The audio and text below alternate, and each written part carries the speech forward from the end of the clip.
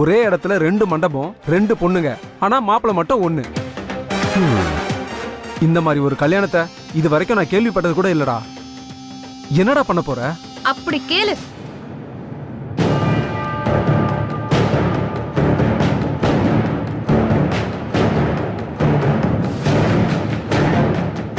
இன்னும் மண்டையில உரைக்கிற மாதிரி நல்லா கேளு மகேஷ். அப்பவாவது இவனுக்கு புத்தி வருதான்னு பாப்போம். வந்துட்டாங்க டீச்சர் மேடம். டேய், ஆரம்பத்திலேயே உன்னை கண்டிச்சு ரோகிணி கழுத்துல தாலி கட்ட வச்சிருந்தா இந்த நிலைமையே வந்திருக்காது. நீ இப்படி எல்லாம் பண்றதுனால அப்பா அவமானப்பட்டு தலை குனிஞ்சு நிக்க போறாரு. அவர் ஏன் தலையை குனிஞ்சு நிக்க போறாரு? அவரு பார்த்து போனதானே நான் கல்யாணம் பண்ணிக்க போறேன். அம்மா, எந்த நம்பிக்கையில நீ வர்ஷா கழுத்துல தாலி கட்டுற அளவுக்கு வந்த? உன்னை பத்தி அப்பா அம்மா கிட்ட நான் சொல்ல மாட்டேங்கிற தைரியத்துல தானே? ஓவர் கான்ஃபிடன்ஸ் உடம்புக்கு நல்லது இல்ல ப்ரோ. எப்போ வேணாலும் என்ன வேணாலும் நடக்கலாம். Mind it.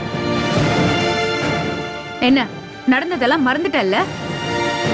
நீ ஏற்கனவே பண்ற ஃபோர்ஜரி வேலை தெரிஞ்சுதானே police officer Eswari madam hospital வரைக்கும் வந்து நீ ரோகிணியை கல்யாணம் பண்ணிக்கணும்னு மிரட்டிட்டு போனாங்க. அவங்க அவ்வளவு ஸ்ட்ரிக்டா மிரட்டிட்டு போயும் நீ வர்ஷாவை கல்யாணம் பண்ணிக்கணும்னு வந்து நிக்கிறன்னா உனக்கு எவ்வளவு திமிரு இருக்கும்? ஹே, இத பாரு. ஒழுங்கு மரியாதையா வர்ஷாவை கல்யாணம் பண்ணிக்க முடியாதுன்னு நீயா லெட்டர் எழுதி வச்சுட்டு ஓடி போன மாதிரி செட்டப் பண்ணிட்டு அங்க வந்து ரோகிணி கழுத்துல தாலிய கட்டு. இங்க பார், என்னால ரோகிணி எல்லாம் கல்யாணம் பண்ணிக்க முடியாது. நான் வர்ஷாவை தான் கல்யாணம் பண்ணிப்பேன். உனக்கு பணம் தான் முக்கியம் இல்ல? சிஸ்டர், அது ஒண்ணு மட்டும் தான் நம்மள கடைசி வரைக்கும் காப்பாத்தும். அப்ப அப்பா அம்மாவோட நிலைமை? அவங்கள பத்தி எனக்கு கவலை இல்ல. நீ இப்படிதான் சொல்லுவேன்னு எனக்கு தெரியும். நீ அப்பாவை பத்தி யோசிச்சிருந்தா நீயே வர்ஷாவை கல்யாணம் பண்ணிக்க சம்மதிச்சிருக்க போற. ஆனா நீ ரொம்ப தப்பா இருக்க.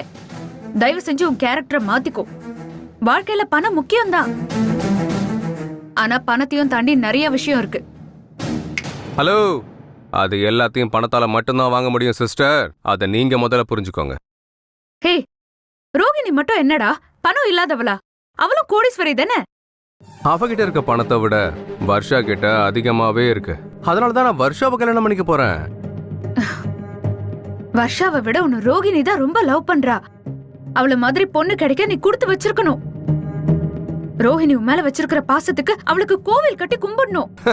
அம்மா தாயே, உனக்கு வேணா நீ போய் அவளுக்கு கோவில் கட்டி கும்பாபிஷேகம் கூட பண்ணிக்கோ. அதுக்கு முன்னாடி என்ன கடுப்பேத்தாம இங்க இருந்து கிளம்பு. கிளம்புன்னு சொன்ன. கிளம்புறேன் ப்ரோ, கிளம்புறேன். ஆனா அதுக்கு முன்னாடி ஒண்ணு மட்டும் நல்லா ஞாபகத்துல வச்சுக்கோ. இந்த ஜென்மத்துல ரோகிணி தான் உனக்கு பொண்டாட்டி. நீ அவ கழுத்துல தான் தாலி கட்டுவ. நான் தான் நாத்தனார் முடிச்சு போடுவேன். போடுவேன், ஆனா ரோகிணி கழுத்துல இல்ல, வர்ஷா கழுத்துல. அப்படியா? அப்படிதான். பாப்போம். பார்க்க தானே போற.